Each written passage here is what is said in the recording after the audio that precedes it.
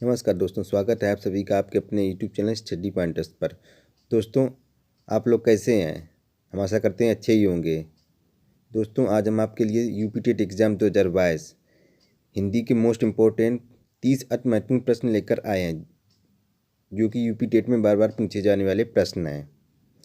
दोस्तों, अगर आप चैनल पर नए हैं तो चैनल को सब्सक्राइब कर लें और बेल आइकन के बटन को प्रेस करें ताकि आने वाली वीडियो का नोटिफिकेशन आपको सबसे पहले मिल सके। चलिए वीडियो को शुरू करते हैं। देखते हैं सबसे पहला क्वेश्चन, हिंदी किस लिपि में लिखी जाती है?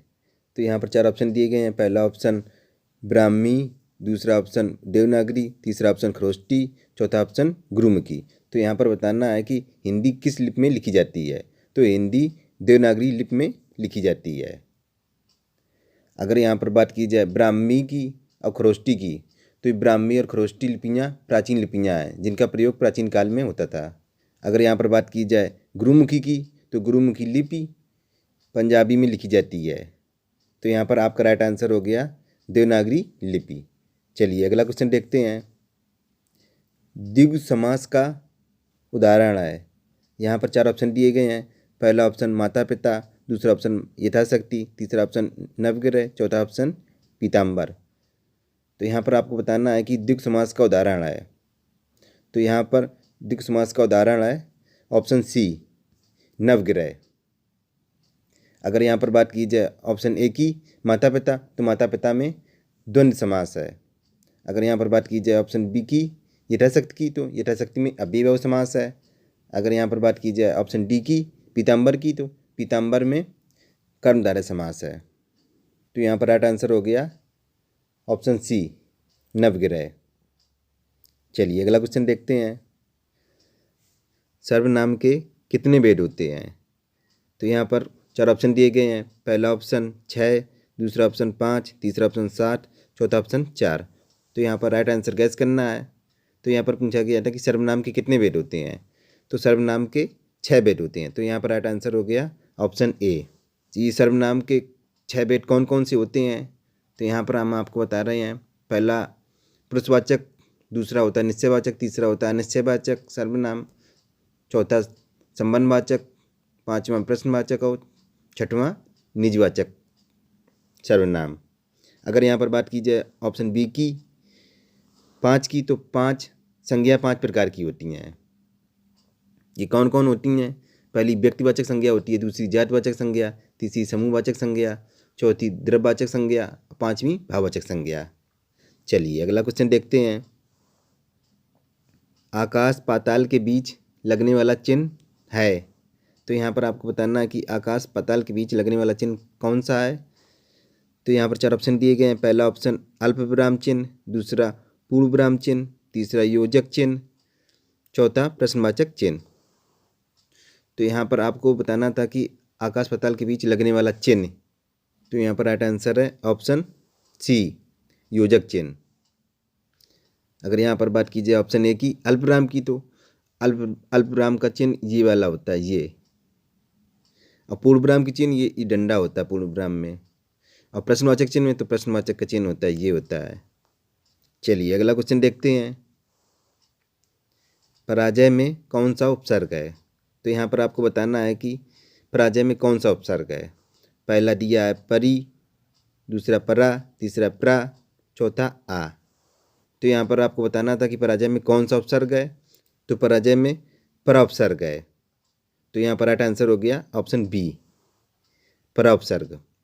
चलिए अगला क्वेश्चन देखते हैं। नीचे दिए गए विकल्पों में से तत्सम शब्द का चयन कीजिए। तो यहाँ पर 4 ऑप्शन दिए गए हैं। पहला ऑप्शन दिया है बारात, दूसरा दूध, तीसरा बादल, चौथा आम्र। तो यहाँ पर आपसे पूछा गया है कि तत्सम शब्द का चयन कीजिए। तो यहाँ पर देखते हैं, पहला ऑप्शन देखते हैं बारात। बारात ये तद्भव शब्द होता है। दूसरा ऑप्शन देखते हैं दूध, ये भी तद्भव शब्द है। तीसरा देखते हैं बादल, तो ये भी तद्भव शब्द है।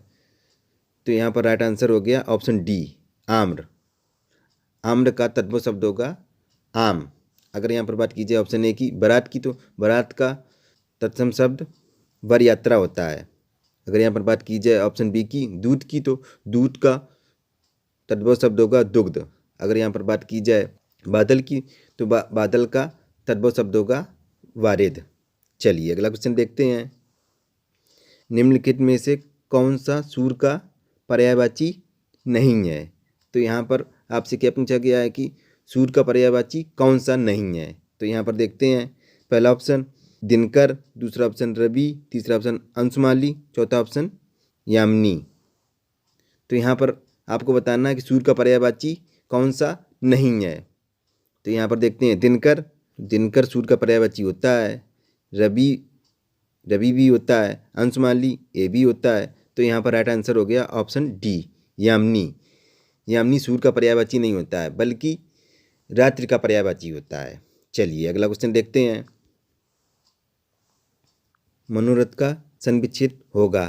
तो यहाँ पर पूछा गया है कि मनोरथ का सन्विच्छेद क्या होगा। तो यहाँ पर 4 ऑप्शन दिए गए। पहला ऑप्शन मना धन रथ, दूसरा ऑप्शन मन धन ओ रथ, तीसरा ऑप्शन मनोधन रथ, चौथा ऑप्शन मन धन रथ। तो यहाँ पर राइट आंसर गैस करना है। तो यहाँ पर राइट आंसर है ऑप्शन ए मना धन रथ। मनोरथ का सन्विच्छेद मना धन रथ होगा। चलिए अगला क्वेश्चन देखते हैं। विद्यार्थी का उदाहरण है। तो यहाँ पर आपसे पूछा गया कि विद्यार्थी में कौन सी संधि है। तो यहाँ पर 4 ऑप्शन दिए गए। पहला ऑप्शन देखते हैं दीर्घ संधि का, दूसरा ऑप्शन गुण संधि का, तीसरा ऑप्शन वृद्धि संधि का, चौथा ऑप्शन व्यंजन संधि का। तो यहाँ पर आपको बताना है कि विद्यार्थी में कौन सी संधि है। तो विद्यार्थी में दीर्घ संधि है। तो यहाँ पर राइट आंसर हो गया ऑप्शन ए दीर्घ संधि। चलिए अगला क्वेश्चन देखते हैं। शांत रस का स्थायी भाव कौन सा है? तो यहाँ पर 4 ऑप्शन दिए गए। पहला ऑप्शन भय, दूसरा ऑप्शन शोक, तीसरा ऑप्शन उत्साह, चौथा ऑप्शन निर्वेद। तो यहाँ पर आपको बताना है कि शांति रस का स्थायी भाव कौन सा होगा। ऑप्शन डी निर्वेद होगा। अगर यहाँ पर बात की जाए ऑप्शन ए की भय की, तो भय में भयानक रस होगा। अगर यहाँ पर बात की जाए शोक की, तो शोक में करुण रस होगा। अगर यहाँ पर बात की जाए उत्साह की, तो उत्साह में वीर रस होगा। चलिए अगला क्वेश्चन देखते हैं। बिल्ली छत से कूद पड़ी, कौन सा कारक है? तो यहाँ पर आपसे पूछा गया कि बिल्ली छत से कूद पड़ी में कौन सा कारक है। तो यहाँ पर 4 ऑप्शन दिए। पहला ऑप्शन अधिकरण कारक, दूसरा ऑप्शन कर्म कारक, तीसरा ऑप्शन संपादान कारक, चौथा ऑप्शन अपादान कारक। तो यहाँ पर आपसे पूछा गया है कि बिल्ली छत से कूद पड़ी में कौन सा कारक है। तो यहाँ बिल्ली छत से कूद पड़ी, तो बिल्ली छत से अलग हो रही है, तो यहाँ पर अपादान कारक होगा। तो यहाँ पर राइट आंसर है ऑप्शन डी अपादान कारक। चलिए अगला क्वेश्चन देखते हैं। नीचे लिखे गए वाक्य के लिए एक शब्द बताइए जो युद्ध में स्थिर रहता है। तो यहाँ पर आपको एक शब्द बताना है जो युद्ध में स्थिर रहता है। तो यहाँ पर 4 ऑप्शन दिए गए हैं। पहला ऑप्शन यशस्वी, दूसरा ऑप्शन सत्याग्रही, तीसरा ऑप्शन युधिष्ठिर, चौथा ऑप्शन अश्वारोही। तो यहाँ पर आपसे पूछा गया है कि जो युद्ध में स्थिर रहता है तो उसे क्या कहा जाता है। तो उसे युधिष्ठिर कहा जाता है। तो यहाँ पर राइट आंसर है ऑप्शन सी। अगर यहाँ पर बात की जाए ऑप्शन ए की यशस्वी की, तो यशस्वी जिससे यश प्राप्त किया गया हो। अगर यहाँ पर बात की जाए सत्याग्रही की, तो सत्याग्रही जो सत्य के लिए आग्रह करता हो। अगर यहाँ पर बात की जाए ऑप्शन डी की अश्वारोही की, तो अश्वारोही में जो अश्व की सवारी करता है उसे अश्वारोही कहते हैं। चलिए अगला क्वेश्चन देखते हैं। श्याम धीरे धीरे चलता है, धीरे धीरे शब्द है। तो यहाँ पर आपसे पूछा गया है कि श्याम धीरे धीरे चलता में धीरे धीरे शब्द में क्या है। तो यहाँ पर 4 ऑप्शन दिए गए हैं। पहला ऑप्शन क्रिया, दूसरा ऑप्शन क्रिया विशेषण, तीसरा विशेषण, चौथा विशेष। तो यहाँ पर आपको बताना है कि इसमें कौन सा शब्द है। तो यहाँ पर आपका राइट आंसर है ऑप्शन बी क्रिया विशेषण। चलिए अगला क्वेश्चन देखते हैं। निम्नलिखित में से कौन सा शब्द बादल का पर्यायवाची है। तो यहाँ पर आपको बताना है कि बादल का पर्यायवाची कौन सा है।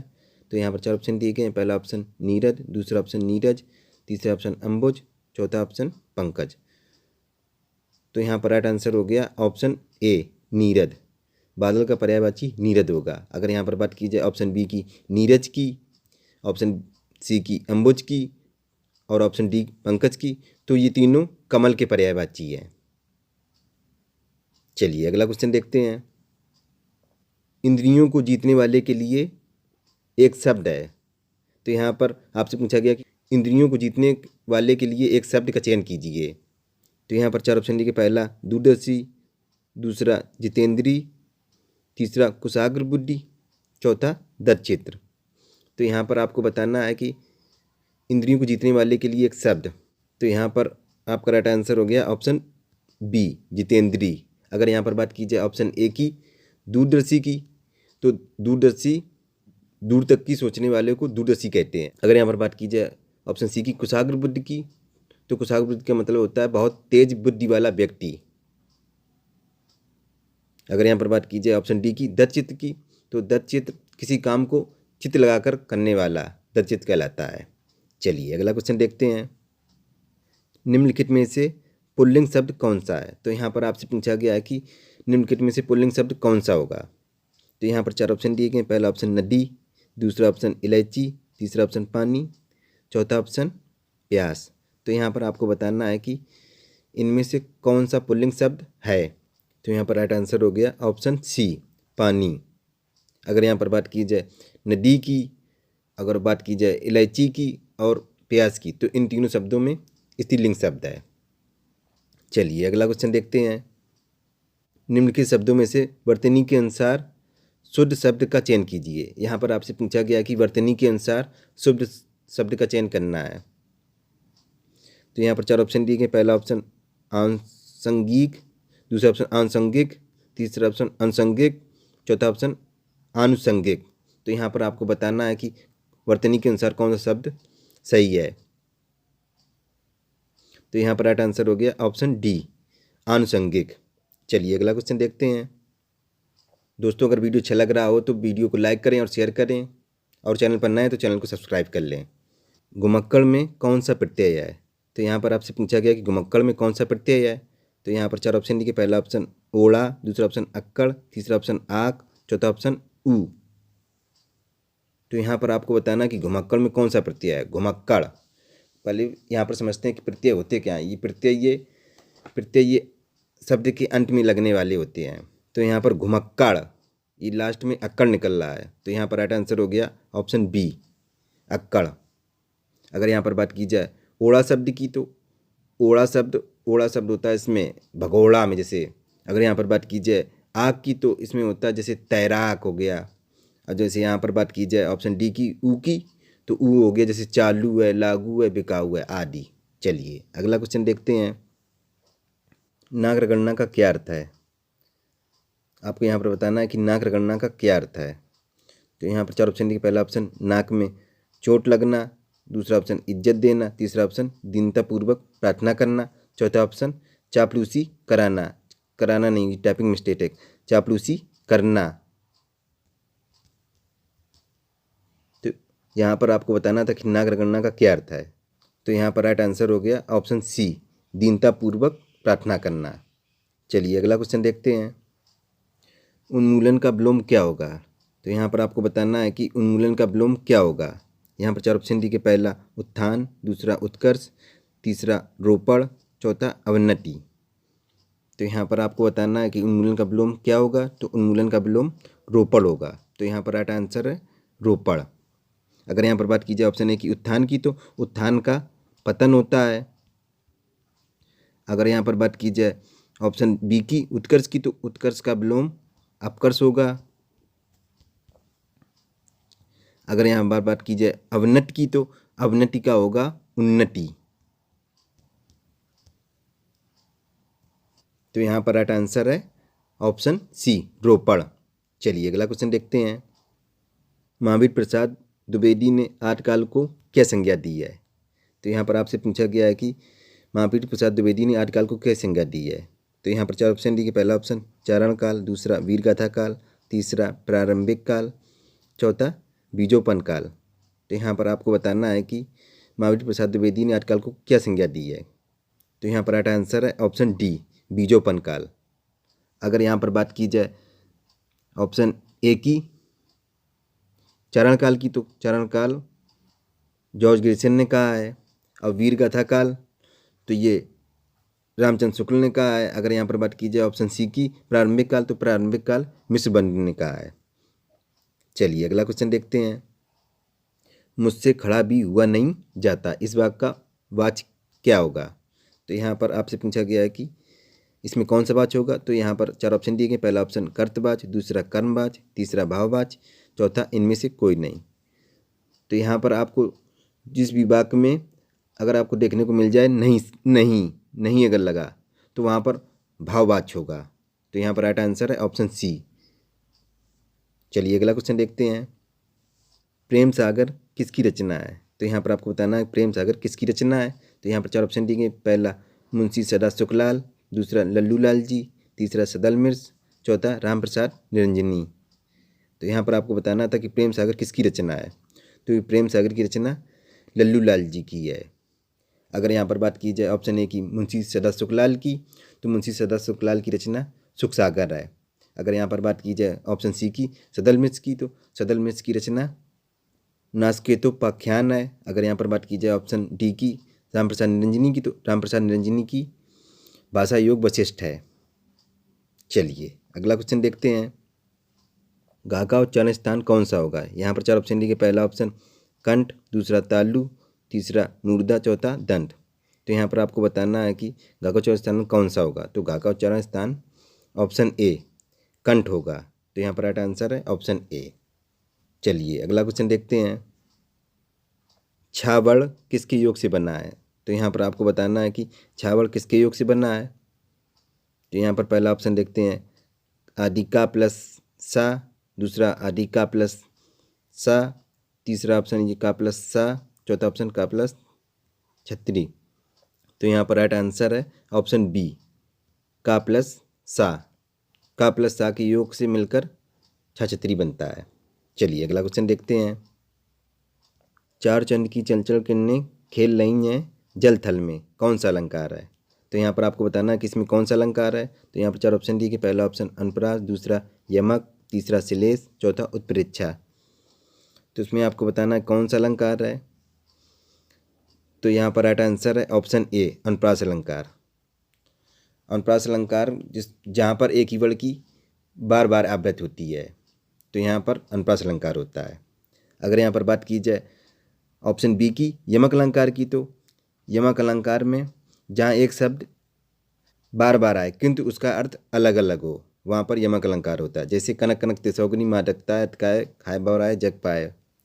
अगर यहाँ पर बात की जाए ऑप्शन सी की श्लेष अलंकार की, तो श्लेष अलंकार जहाँ पर कोई शब्द एक ही बार प्रयुक्त हो परंतु उसके अर्थ एक से अधिक हो, वहाँ पर श्लेष अलंकार होता है।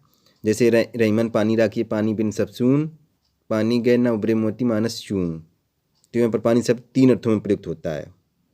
अगर यहाँ पर बात की जाए ऑप्शन डी की उत्प्रेक्षा अलंकार की, तो उत्प्रेक्षा अलंकार में जहाँ पर कोई शब्द जैसे मन मानो जन जानो शब्द आते हैं, तो वहाँ पर उत्प्रेक्षा अलंकार होता है। जैसे हरिमुख मानो मधुर मयंक। चलिए अगला क्वेश्चन देखते हैं। कवि और उसकी रचना का कौन सा जोड़ा सही नहीं है? तो यहाँ पर आपको बताना कि इसमें कौन सा जोड़ा सही नहीं है। अगर यहाँ पर बात की जाए ऑप्शन ए की शिवराज भूषण की, शिवराज भूषण ये सही है। अगर यहाँ पर बात की जाए ऑप्शन बी की शब्द रसायन देवदत्त शास्त्री की, तो ए भी सही है। अगर यहाँ पर बात की परमल सूर्यकांत त्रिपाठी निराला की, तो ए भी सही है। तो यहाँ पर राइट आंसर हो गया ऑप्शन डी उद्धव शतक। उद्धव शतक भारतीय हरिश्चंद्र की नई रचना होती है।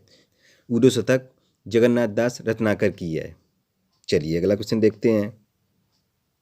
लेखक और उसकी कृत के युग में कौन सा युग्म सही नहीं है? तो यहाँ पर आपको बताना है कि इनमें से कौन सा युग्म सही नहीं है। अगर यहाँ पर बात की जाए ऑप्शन ए की बोलगा से गंगा राहुल सांकृत्यायन की, तो ये सही है। सूरज का 7वां घोड़ा धर्मवीर भारती की, ए भी सही है। आर्यों का आदि देश डॉक्टर संपूर्णानंद, ए भी सही है। तो यहाँ पर राइट आंसर हो गया ऑप्शन डी दिग्दर्शन रामचंद्र शुक्ल की। इसमें नहीं पूछा गया था, तो दिग्दर्शन रामचंद्र शुक्ल की नहीं है बल्कि ये राहुल सांकृत्यायन की है। चलिए अगला क्वेश्चन देखते हैं। गौशाला में कौन सा समास है? तो यहाँ पर आपसे पूछा गया कि गौशाला में कौन सा समास है। तो यहाँ पर 4 ऑप्शन दिए गए। पहला तत्पुरुष समास, दूसरा कर्मधारय समास, तीसरा बहुब्रीहि समास, चौथा अव्ययभाव समास। तो यहाँ पर राइट आंसर होगा ऑप्शन ए तत्पुरुष समास। गौशाला मतलब गांव के लिए स्थान। चलिए आज के अपने अंतिम क्वेश्चन की ओर। Question number 30। निम्नलिखित में से ऊष्म व्यंजन कौन से हैं? तो यहाँ पर आपको बताना है कि ऊष्म व्यंजन कौन से हैं। यहाँ पर 4 ऑप्शन दिए। पहला ऑप्शन यारा लावा, दूसरा सा सा सा हा, तीसरा ऑप्शन छत्रज्ञा स्रा, इनमें से कोई नहीं। तो यहाँ पर आपसे पूछा कि ऊष्म व्यंजन, तो यहाँ पर बात की जाए ऑप्शन ए की यरालावा की, तो यरालावा में अंतस व्यंजन होते हैं।